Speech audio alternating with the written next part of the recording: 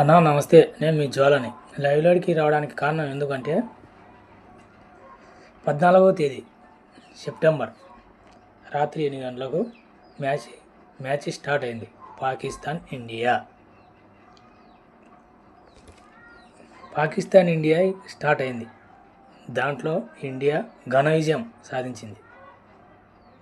సాధించిపోయిన తర్వాత కొందరు ఇండియాని తప్పు పడుతున్నారంట. ఎందుకు ఇండియా తప్పు పడుతున్నారని అంటున్నారంటే పాకిస్తాన్ వాళ్ళకు సెకండ్ ఇవ్వలేదని. అన్నా, ఒక శత్రువుకు సెకండ్ ఎట్టించావన్నా? మీరు బీసీసీఐ అసలుకు మ్యాచ్ ఇండియాకు పాకిస్తాన్ పెట్టడమే పెద్ద గొప్ప. అందులో మళ్ళీ సెకండ్ ఇంటికి ఇచ్చారన్నా? శత్రువుకు సెకండ్ ఇచ్చారు.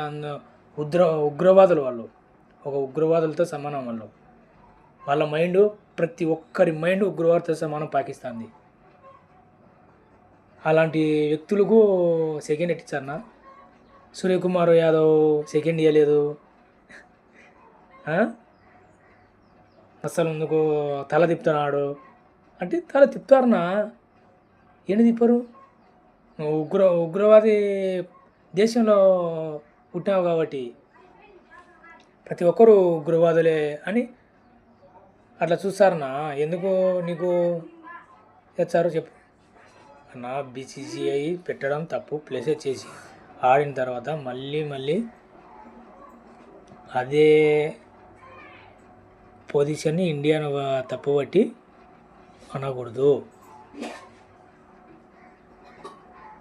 ఇండియా ఉగ్రవాది కాబట్టి సెకండ్ ఇయ్యరు. అయినా సెకండ్ ఇచ్చేది లేనిది వాళ్ళ ఇష్టం.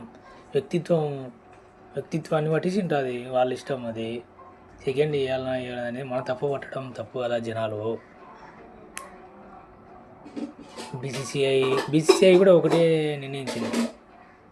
వాళ్ళ వ్యక్తిత్వం, వాళ్ళ ఇష్టం.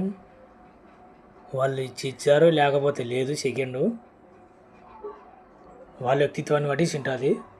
అది తప్పు కాదు. సెకండ్ ఇవ్వకపోతే తప్పు కాదని. మరి సెకండ్ ఇవ్వకపోతే తప్పు కాదన్నా. బీసీసీఐ ఇచ్చిన ఇదే మాటే, ఏ కోర్టుకు పోయినా ఇదే మాటే, మేధావి కాడికి పోయినా ఇదే మాటే, శాస్త్రవేత్తల కాడికి పోయినా ఇదే మాటే, ప్రతి ఒక్కరి కాడికి పోయినా ఇదే మాట అన్న. పాకిస్తాన్ మీరు ఉగ్రవాదులుగా 29 మందిని పహల్గామ్లో దాడి చేయకపోతే ఎంత అసలు ముందుకు పాకిస్తాను ఇండియా ఎంత గౌరవించాలంటే అంత గౌరవిస్తానే. అది వద్దు దాడి చేసినా ఉంటే అసలు ముందుకు తల ఉంచుకోవాల్సింది వచ్చింది అన్నయ్య.